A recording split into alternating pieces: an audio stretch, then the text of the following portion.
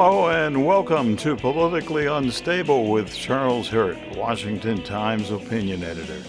I'm your host, Andy Parks, and would like to remind you that you qualify for a 50% discount on an annual digital subscription to the Washington Times simply by going to washingtontimes.com/Andy.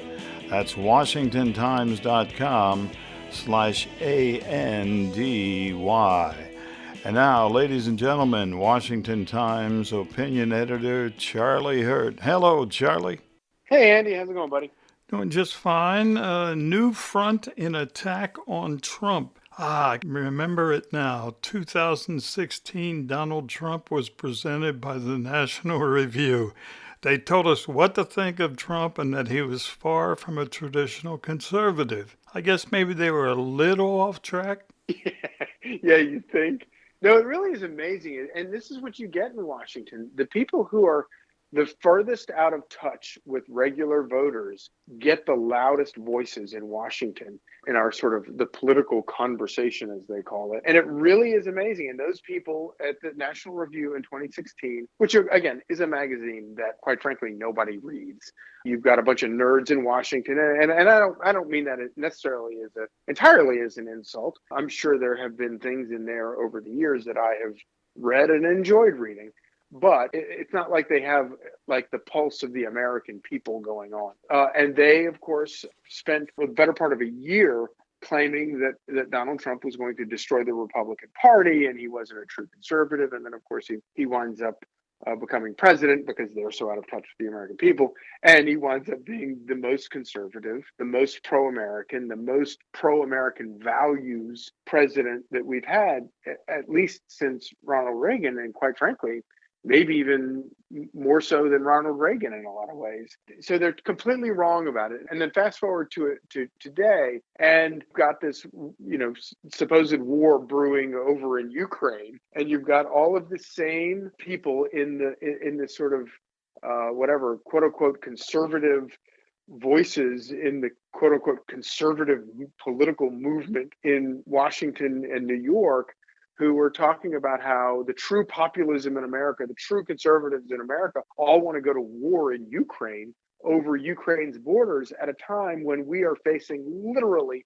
hundreds of thousands of illegals pouring over our own border, and our federal government is doing nothing to enforce its own laws about it. And getting lectured by these same people about what is true conservatism and what are true American values and what is populism.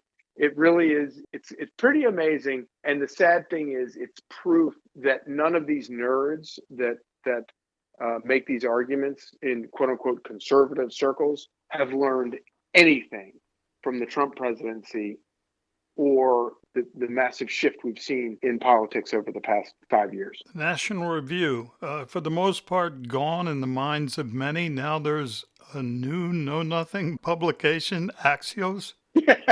Remember when Politico first came on the scene, and it was laughed at as sort of like, an insider's insider, political tip sheet along the Potomac, and everybody made fun of it. And it was easy to make fun of. But man, Politico is like your local newspaper compared to Axios. Axios takes like political navel gazing to like a whole new level. And it's really funny to get lectured by people at Politico about how this is what the populists in the Republican Party across America actually think. They're in favor of going to war. Whatever. These people are they're unhinged.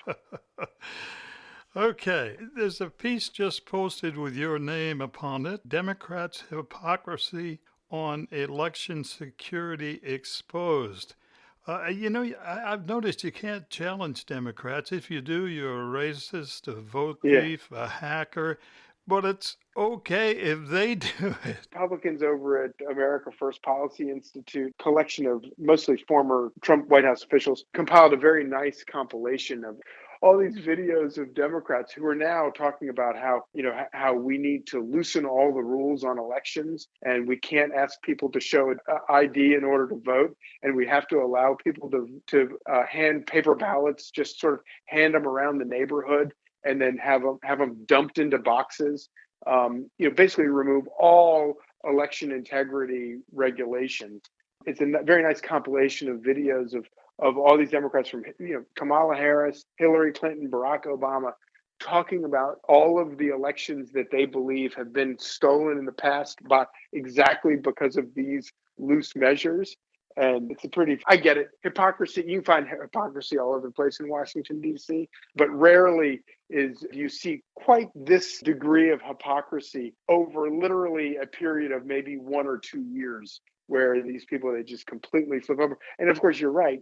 At the end of the day, their fallback on all of this is always to accuse anyone who disagrees with them of being racist. And by the way, I happen to be in Washington, D.C. right now, and you try to go to a restaurant in Washington, D.C. right now, and you get stopped at the door, and you have to show your papers, and you have to produce a photo ID. You have to produce a driver's license. I tried to just produce an arrest warrant from 20 years ago and just say, hey, can this get me in? It's like, no. Yeah. And I'm like, why is that not racist? Why isn't it racist for me to have to produce my driver's license in order to eat a meal? But it is racist to ask someone to produce ID so that they can cast a ballot. Yeah, no kidding. Before I let you run today, Ben Wolfgang, Pentagon Military and Foreign Affairs reporter for the Times. I was talking to him a little while ago, and I said, Charlie Hurt last week told me most people couldn't find Ukraine on a map. And he started laughing. He goes, yeah, that's probably true. It really is. And again, maybe there is a vital American interest in all of this. At the end of the day, Joe Biden has not even attempted to explain to people what that vital American interest is. And again, even if there is an American vital interest in protecting the borders around Ukraine, we know for a fact there is a vital American national interest in protecting our own borders. Why don't we just take care of our borders first? So let's just put this in order. We know Washington can't do two things at once. Do one thing, and then we'll deal with the other. Maybe we could send our boys to die in Ukraine after we've sent our boys down to protect our border at the southern border. Yep. Charlie, always good to talk to you, my friend. Thank you very much. Great talking to you, buddy. Thanks for listening to Politically Unstable with Charlie Hurt. Remember, you can read all of Charlie's columns at WashingtonTimes.com. While you're there, check out our great selection of podcasts. I'm Andy Parks. Have a great day.